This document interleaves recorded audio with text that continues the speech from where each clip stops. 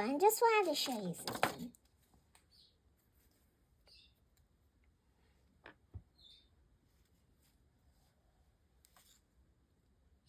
Bro has sunglasses. Okay, I know it's inappropriate to call her bro, but I mean that's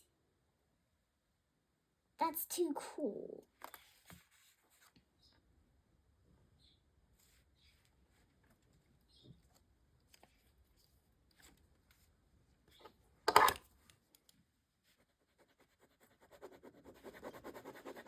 Oh, wait. Okay. Hello. Hello. Hi. Hello, Ivanka and a little bro. I don't think it's inappropriate to refer to her as bro. Maybe she possesses the coolness for being called a bro, since she now owns sunglasses. Well, she's not really. She gets a little cranky sometimes when we call her him. So. Okay. Yeah, I'm not sure if she liked that. And she's a girl, to be honest. So when you call a female species a male, they get really fired up. Or maybe not too dramatic, but they will get to certainly a little mad. I agree with you, so we will not be doing that. Let's just call her a cool girl. I think she's cool. Yep, she is. Okay, so we have Fat Gus, we have Sat Gus, and ourselves. So how are you today, detective? I am great. I'm glad to hear that. So today we will be continuing our investigation, detective. Exactly, yes, I can see that.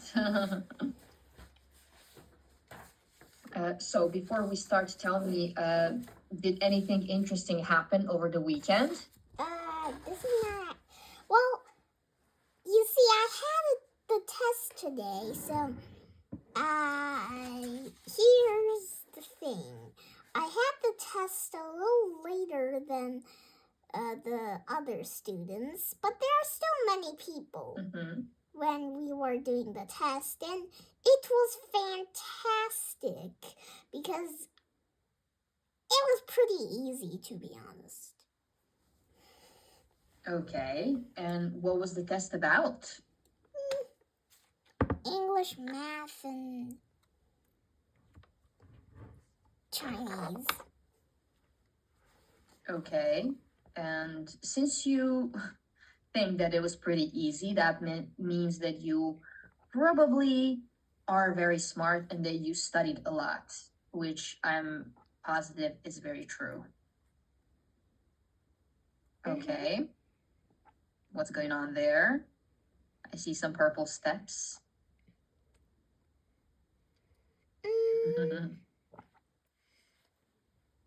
Okay, so detective, are you ready to continue with our investigation?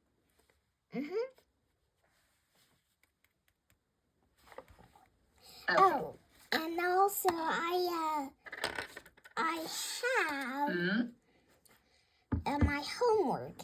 Extreme damage was or had been caused by trash, including a green ghost net. Coral reef and other sea creatures have been tangled by the net. This was a major problemo. With you, I extremely spelled that wrong. It's with you. We can save the ocean. Well, aren't you just very funny and witty? That was very cool. Yep. Okay, so just to remind us, we finished this. And all she needs now is a hat, and that's it. Yeah, I guess. So we were talking about hypothesis in our previous class, and we finished the class talking about this new hypothesis. And since we finished that, we can move on.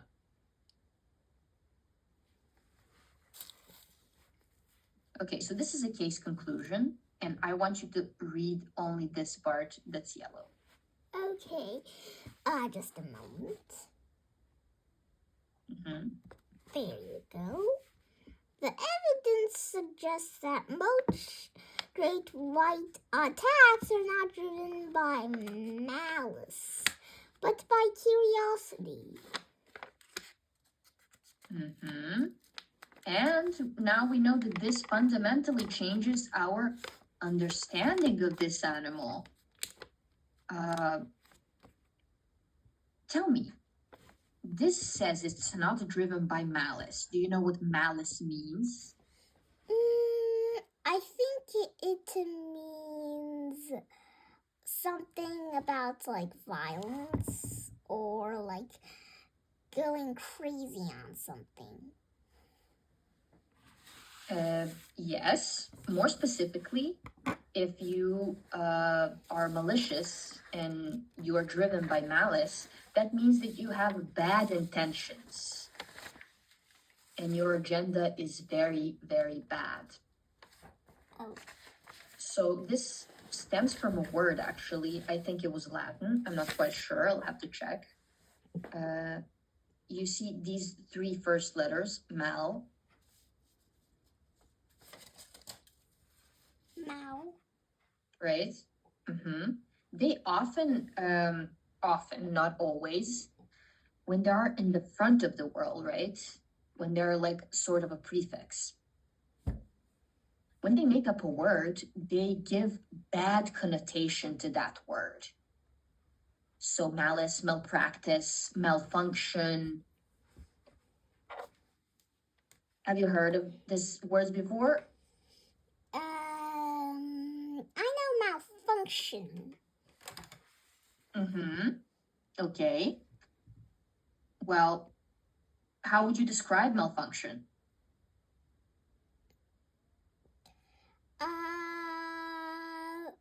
Like not functioning. Very good. That's it. There you go. If you take away mal, it's just function. Yep. And that means that something is working. Yes, exactly. And if you give it mal, it's not working anymore. Okay, so what is this trying to tell us? Case conclusion, a new perspective. We now know something new. And what is that? What is this new information that we know? We know that most great white attacks were because they were very curious. They're like, what's that? And then the human is like, oh my gosh, it's gonna eat me. Help, help, help. Even though they can't really talk in the water, that would probably cause bad stuff right there. Probably would, yes. And to my understanding, sharks just bite people to learn what they are in more like playful way than malicious way. Would you agree? Yes, I will agree. They're probably just collecting data in some way, usually by biting or like swimming around, you know, the didn't thingy. And tell me, can you think of any other animal that bites people for fun or when they're feeling playful? it's not really called bite. They just feel around. But I would say the closest thing I can do is an octopus because they use their tentacles to feel around to get data, and also their tentacles can move even when they're cut down. And all the mammal species bone structures are pretty similar. Very good. Nice answer, but I have something to add to that. Cats. I have 2 cats, and I can confirm that when playing, they often would like bite you, but not bite to hurt you. They know that their bite can hurt you, so they don't bite. They just do a little nab on your finger, just a little bit, to give you sort of this impression that I want to play with you, let's play more. And that's what my cats do. Oh. So now you know. Yep. All right, we can move past this now. Okay. Important thing is waiting for us, detective. So, investigators' toolkit, language forensics, how writers build an argument. Ivanka, to be a top-level investigator, you must understand not just what is said, but how it is said. Writers use specific connecting words. We already discussed this before, but let's discuss it again. So these connecting words, they show us contrast and guide your thinking. Mm-hmm.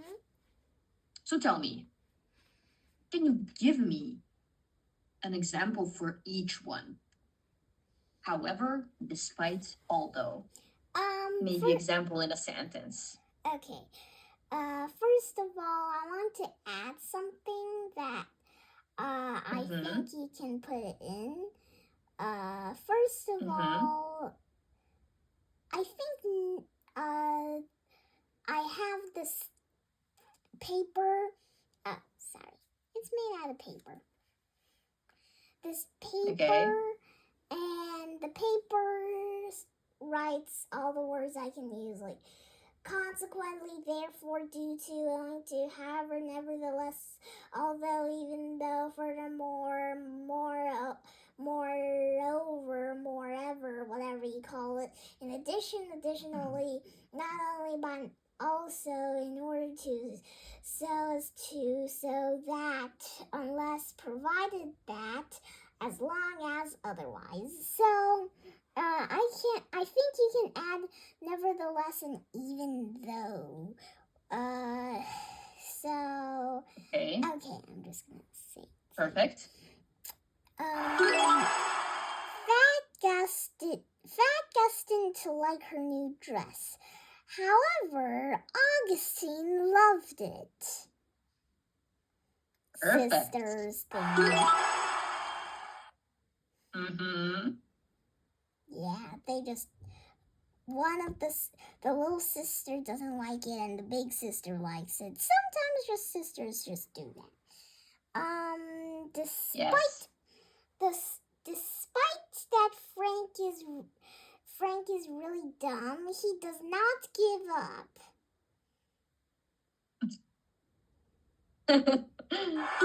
Amazing. Okay, very well. I love the optimism in Frank. That's perfect. Yeah. And let's try with Aldo. So I'm gonna give 2 examples. Perfect. Although Fat Gus has a stain on her cooking hat, she didn't really mind that, because the best thing about being a chef is that you can cook, not about your hat. But her sister is not as careless as she is. She's like always like, oh no, my hat is stained. and get this thing washed. Oh no! Why is this dumpling so flat? Get this out of here. Oh no! Why did you do this wrong? Redo it again. Yeah, basically she's like somebody that likes to be perfect and stuff. And then nevertheless, so Fat just ate the cake and was really proud. Nevertheless, she's still very happy after being kicked in the face. Yeah, sometimes Fat Tail. Oh, that took a turn. Yeah, sometimes Fat Tail tend to do that. He's basically the bully, and he is a big ol' rat.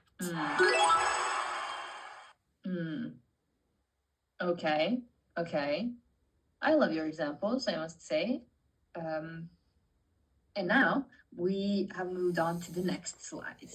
So we're continuing with language forensics, but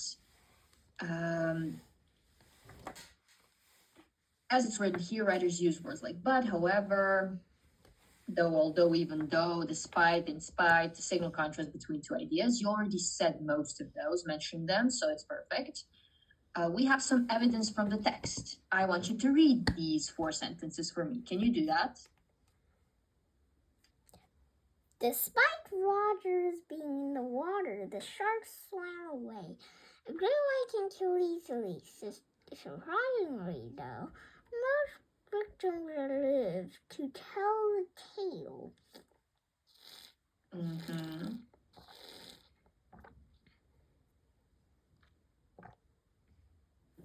Sorry, I have a problem with straws. They mistake a person for a snack. However, there is a reason to doubt this. Even though such experiences are unlucky, they're just trying to learn because they learn. And if you don't learn, you cannot live. Wow, that's so profound and very wise. And very true, actually. Okay, that was perfect. We are continuing with language forensics. So this says your turn. Combine the intel. Use the word in parentheses to combine each pair of sentences. This tests your understanding of grammatical structure. So now we have practice task 1, practice task 2. Can you do the combo without looking at the correct answer? You have connectors over here. The great white sharks are dangerous. They rarely kill humans, even though they rarely kill humans. Great white sharks are often seen off the coast of Australia.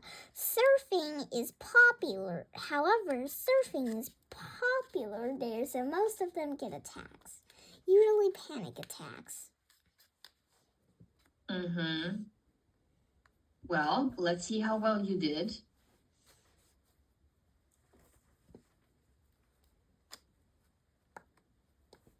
Wow. Very good. Wow. Are you surprised that you did so well? I'm not. I'm not. Okay. So, this is one of my favorite movies. I don't know if you've seen it. Nope. I have a t-shirt with this picture. It's an old movie. I'm a fan of classic movies, of old movies, and I'm really fan of the director of this movie. I've been following his work for a long time. So, yes, that's literally that. It's a perfect replica. Very good. I love how creative you are. Wow. Golden Pond. So, basically, in 1975, movie Jaws created a powerful but false, this is very important, false image of the great white. Let's analyze the language used to describe this myth. Okay. In Now, 1974, Peter Benchley wrote the famous novel Jaws about a killer shark that hunts its human.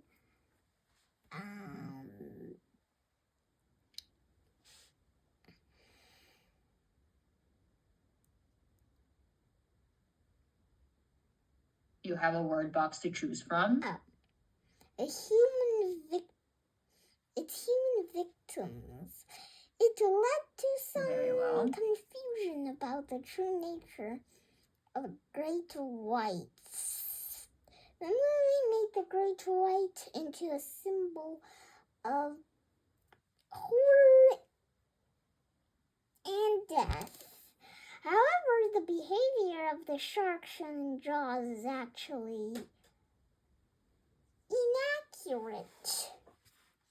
The truth is that great whites rarely bite humans. What's that? What, pardon? What's that? I think those are correct answers, just they're upside down for a reason, so you couldn't see them. Oh. Okay, so answer 1 is victims, correct, very well. Answer 2 is what? Answer 2 is horror. Would you agree with that? I'm not sure. I wouldn't agree with that. Because death and horror relate really well, but confusion and the nature of great whites don't really connect well. I agree. I think this is incorrect. This is not right. At first, I thought it was horror. You can see. Okay, I know I have bad number writings. So you see at the 2 here, there was a scribble, which that means I was wrong in some way. Now I didn't really see the answer. I didn't even notice it actually.